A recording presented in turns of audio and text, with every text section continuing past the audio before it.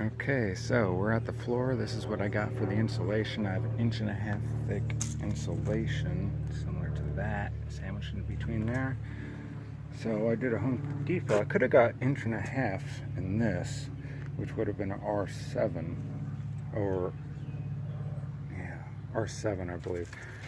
So I got an 1.5 inch, but the cool thing about this super tough stuff is that it is reflective on the back, which I think is kind of cool. So I'm gonna lay that down facing the floor, and with the other, I think it's just gonna add, it's gonna be 8.5, which is pretty darn good. And I'm going to seal it with tape as well. So here's what I'm doing. I pulled the floor up recently, and I'm adding, well, you can see here the framing is right there, goes around, round, and the other side. So that is the only support basically underneath. Then you have some others, as you can see, sticking up through the tarp there, that the foam sits on, which you're actually walking on the foam, which is probably there for a reason, probably so it doesn't squeak and all this stuff. But I'm making this floor with support.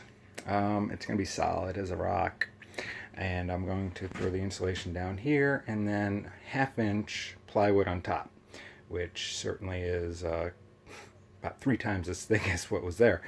So yeah, a little weight, extra weight that is, but sure is nice to get into a solid foundation.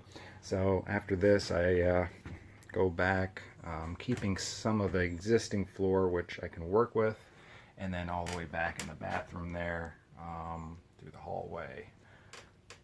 I'm still working on the supports there, so it's kind of like try and see. So I believe this will work good. I have some tape to keep everything in place. I'll probably glue, probably take a little spray foam if there's gaps. This thing's going to be airtight.